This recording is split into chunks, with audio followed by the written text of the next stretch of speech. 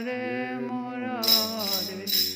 हे नाथ नारायण वासुदेव श्री कृष्ण गोविंद हरे मुरारे।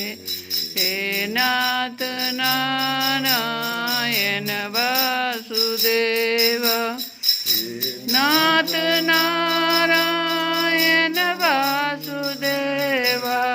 हे नाथ नारायण वासुदेव। हे नाथ नारायण वासुदेव। हे नाथ नारायण वासुदेव श्री कृष्ण गोविंद हरे मुरारे। हे नाथ नारायण वासुदेव। राम राम राम हरे हरे हरे कृष्ण कृष्ण कृष्ण हरे हरे हरे राम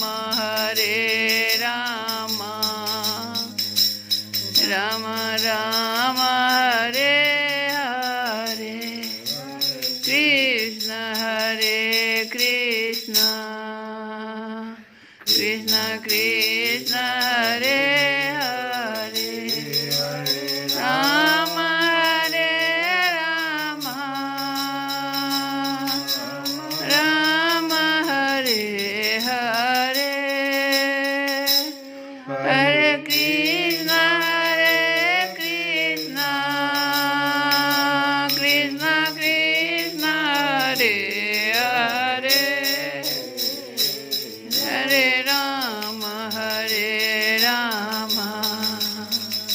राम राम हरे हरे हरे कृष्ण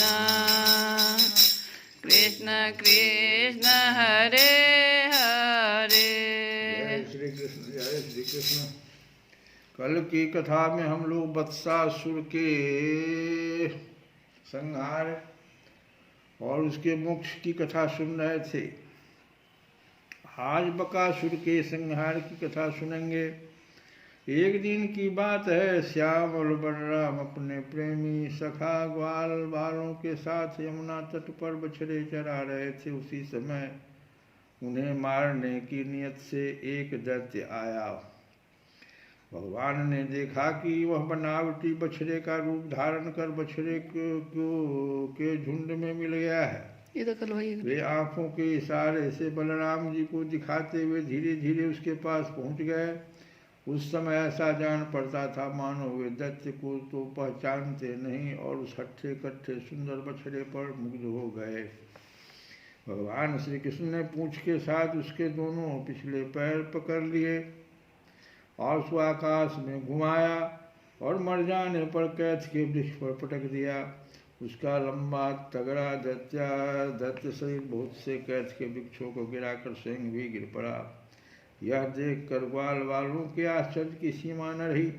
वे बाह बाह करके प्यारे कन्हैया की प्रशंसा करने लगे।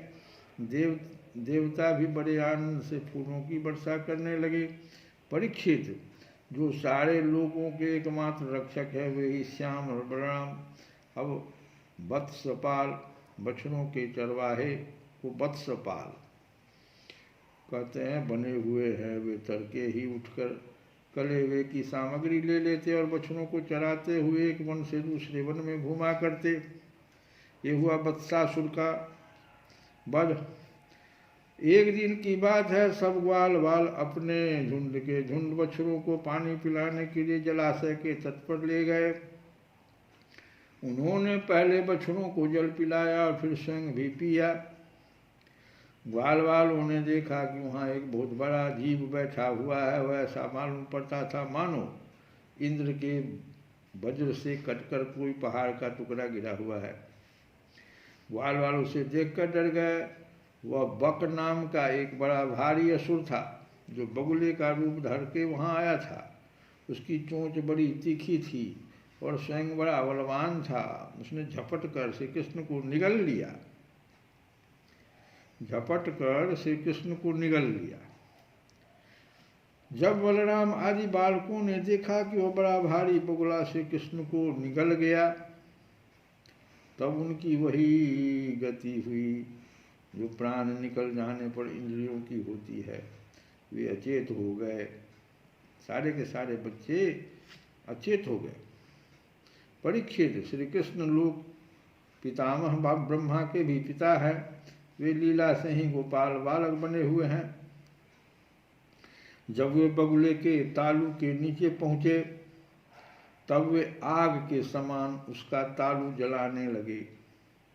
अतः उस दैत्य ने श्री कृष्ण के शरीर पर बिना किसी प्रकार का घाव किए ही झटपट उन्हें उगल दिया और फिर बड़े क्रोध से अपनी कठोर चोंच से उन पर चोट करने के लिए टूट पड़ा।